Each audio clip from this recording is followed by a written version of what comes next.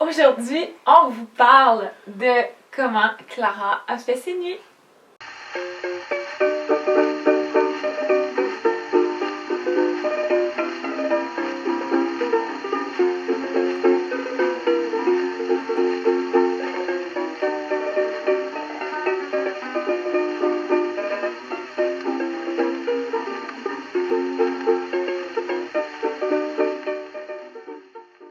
Alors, il n'y a pas longtemps, en fait, sur ma page Facebook, j'avais annoncé que Clara faisait finalement ses nuits et j'avais demandé aux gens si ça les intéressait peut-être de savoir comment on s'y est pris. La réponse a été unanime. Donc aujourd'hui, on s'est dit qu'on vous partagerait ça en vidéo parce qu'on sait que c'est un problème auquel plusieurs nouveaux parents font face. Ou pas nécessairement des nouveaux parents, là. Parfois c'est le 3e, 4e enfant qui décide qu'il ne dort pas. Nous en fait, on avait essayé quelques trucs, rien ne fonctionnait. Et là cette vidéo n'est surtout pas pour lancer un débat sur laisser les enfants pleurer ou pas avec la technique du 5-10-15. On n'embarque pas là-dedans. La seule chose que je peux dire là-dessus, c'est que moi, et là ça c'est moi, si vous ça fonctionne, c'est vraiment correct. Mais moi, je voulais pas... En fait, je suis pas capable de laisser Clara pleurer. Je suis juste incapable. Ok, c'était même pas une option ici. Donc là, on savait vraiment plus quoi faire. On était honnêtement rendus des zombies ou des cadavres. Bref, peu importe. On manquait de sommeil, mais c'était horrible. Clara se réveillait souvent, là, 8 fois par nuit. Parfois, c'était assez rapide la rendormir, mais d'autres fois, ça pouvait se transformer en crise interminable et là, ça prenait 1 heure ou 2 la rendormir. Elle était exténuée aussi. On était exténués. C'était vraiment pas un bon moment. À cette période, il y a quelqu'un qui a vu sur je sais plus quel endroit que Clara faisait pas ses nuits et qu'on s'en est bien désespéré de ça. Et c'est Aurélie de BioVie qui a eu la gentillesse de... En fait, elle m'a approchée, elle m'a dit « Regarde, moi je suis distributrice de ce livre-là. C'est une technique légèrement controversée. Si ça t'intéresse, je vais t'envoyer le livre. T'as absolument rien à perdre. Si tu veux en parler, t'en parles. Si tu veux pas en parler, t'en parles pas. » Donc, elle m'a envoyé ce livre-là qui s'appelle « Au dodo, les petits ». Hein? Et en fait, c'est une Suédoise, Anna Wahlgren, qui a créé ça. Et mon Dieu, on n'y croyait pas, mais ça a changé notre vie. Donc aujourd'hui, si à notre tour, on peut partager ce miracle avec d'autres parents, tant mieux. Donc c'est quoi le principe de base de Au dodo, les petits? En fait, la théorie veut que nos enfants, au fil de l'évolution et tout, c'est comme ancré en eux qui sont hyper vulnérables et qu'ils dépendent entièrement de nous sur leur propre survie. Donc la nuit, quand ils font des crises, c'est vraiment de l'insécurité par rapport à leur survie. Ils ont peur de mourir, carrément. C'est bien intense dit comme ça, mais c'est un peu la base du principe. Donc là, c'est une espèce de technique qui veut simplement venir rassurer les enfants et confirmer qu'on est toujours là pour eux, qui n'ont pas une inquiétude à avoir et qu'ils peuvent dormir sur leurs 2 oreilles. Tout au long du livre, il y a plein de témoignages de familles pour qui ça a changé la vie. Et j'avoue, j'ai levé les yeux au ciel plusieurs fois parce que là, à un moment donné, quand c'est le 10e témoignage comme ça que tu lis et qu'en 3 nuits, tout était réglé, t'es comme... Ouais, me semble. Pour nous, ça n'a pas été en 3 nuits, mais quand même, en 10 jours à peu près, c'était réglé. Clara faisait réellement ses nuits. On a un peu tout fait en même temps parce que ça aussi, en fait, pour sevrer vos enfants la nuit, en fait, ils recommandent d'enlever la tétine, là, de régler ça tout en même temps. Donc, en 1 nuit, Clara était sevrée la nuit et elle n'avait plus besoin de sa tétine. Donc ça, c'était déjà une belle victoire. Et en 10 nuits, là, elle dormait vraiment de 7h30 le soir jusqu'à pas mal vers 6h30. Cette technique-là, en fait, là, je vais vous résumer les grandes lignes, mais honnêtement, je vous recommande fortement de vous procurer le livre parce que c'est beaucoup mieux expliqué et surtout, c'est vraiment expliqué en détail, davantage que moi, je vais survoler aujourd'hui.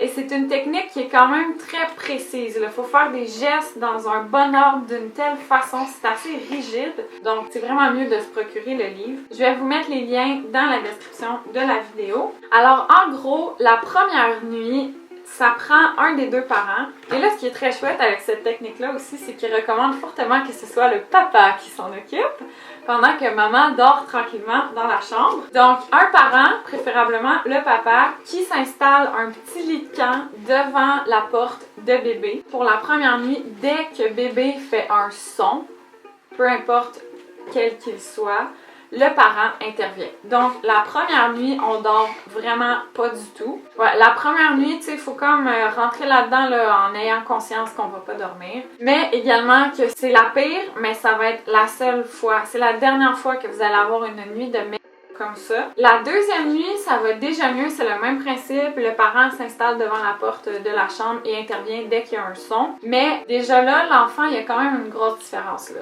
Il va plutôt se réveiller quelques fois dans la nuit. Et déjà, dès la troisième nuit, on voit quand même une belle amélioration. Pour nous, ce qui a été un peu plus long, en fait, c'est entre 4h et 6h du matin.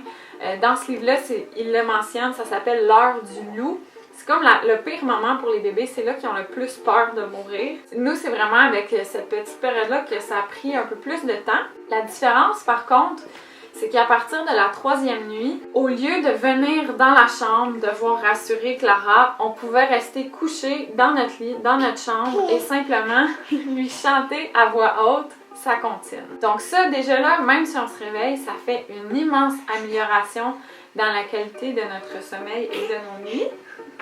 Et là, les gestes, en fait, qui sont très précis à faire, là, il y en a plusieurs. En fait, le truc le plus important de Au dodo les petits, c'est qu'on ne sort jamais l'enfant de son lit. Si l'enfant est en crise et on le prend dans ses bras, on vient de lui envoyer le signal qu'effectivement, il y avait une raison pour laquelle il devait s'inquiéter. On vient de le sauver de ça. Il y a des façons de réconforter l'enfant en le laissant dans son lit. L'autre truc que moi, ça m'a un peu rassurée avec cette technique-là, en fait, oui, l'enfant va pleurer, mais on est là et on est physiquement avec l'enfant pour le rassurer. Donc, l'enfant est dans son lit, est en crise, et le parent va avoir, en fait, les deux mains placées sur son enfant, comme ça, de manière très rassurante, et va lui chanter sa comptine pour la rassurer. Donc là, c'est ça.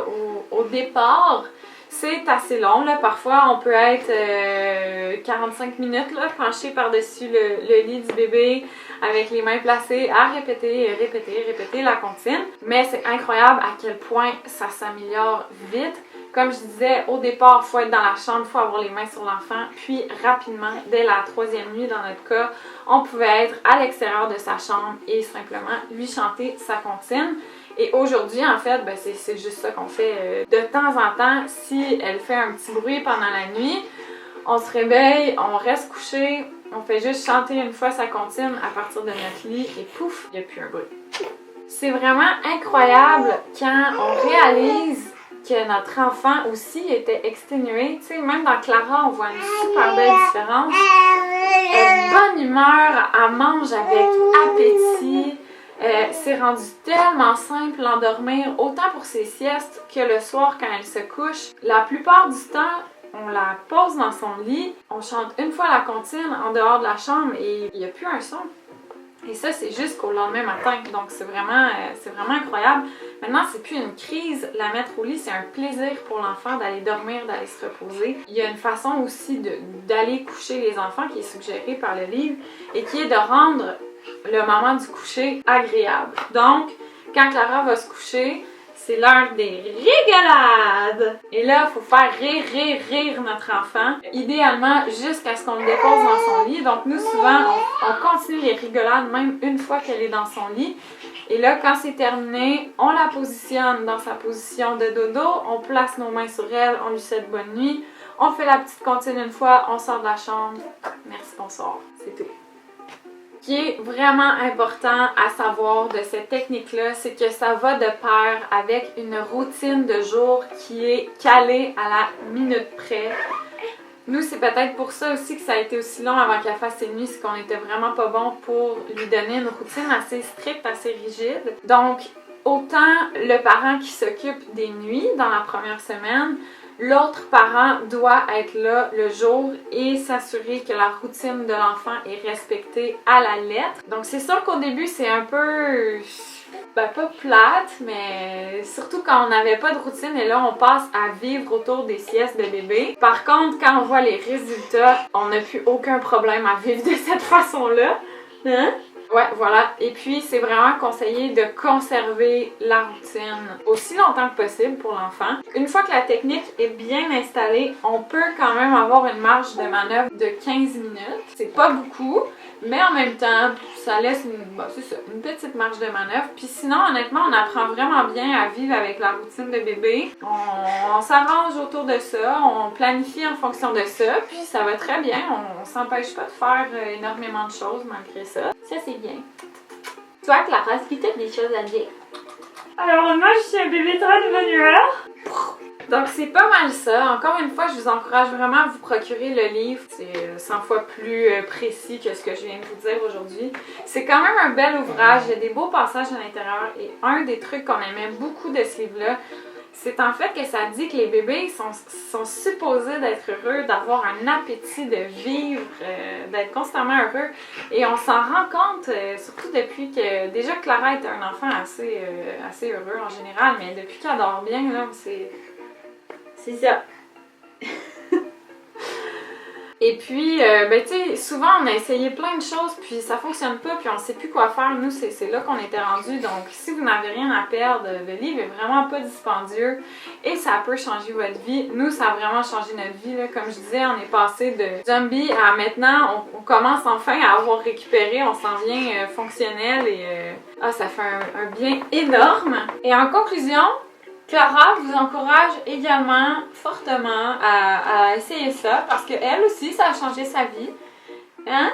Elle est beaucoup plus en forme, elle mange avec appétit. La vie est belle, hein Clara? J'espère sincèrement que ça va peut-être aider d'autres parents. Ben pour ceux aussi qui veulent des alternatives plus douces à laisser pleurer les bébés, en fait, c'est vraiment une belle alternative. Et puis, ben c'est ça qui est ça. Sinon, bon courage, lâchez pas, on est vraiment avec vous. Si ça vous a plu, mettez un petit pouce en l'air. N'oubliez pas de vous abonner à notre chaîne.